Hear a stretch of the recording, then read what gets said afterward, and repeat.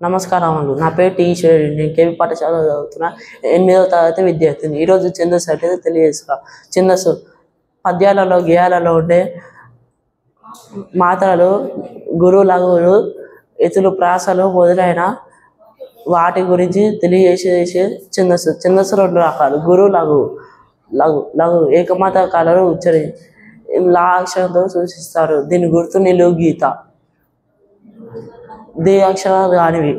ఉదాహరణ: ఆ, ఈ, ఏ, ఓ, క. దీర్ఘం లేని జిత్వాక్షరాలు: క, చ, చ, మ, ర, ల. దీర్ఘం లేని సంయుక్త అక్షరాలు: ల, ఞ, ఞ, ఞ, చ, చ. గురువు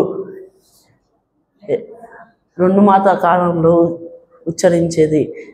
ద అక్షరంతో సూచిస్తారు. దీని గుర్తు యు. గురువులను ఎట్లా గుర్తించాలో చూద్దాం. దీర్ఘ అక్షరాలు కానివి: ఆ, ఈ, ఉ, ఏ, ఓ. అయవులతో కూడిన హల్లులు: కై, రై, గై, బై, బై, రౌ.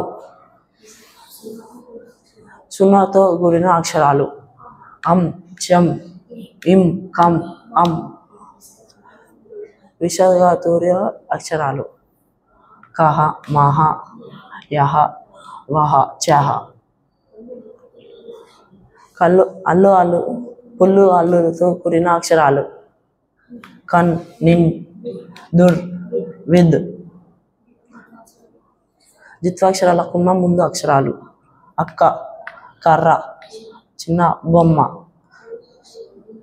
సముద్రాక్షరాలకు ముందున్న అక్షరాలు: పద్మ, రిత్య,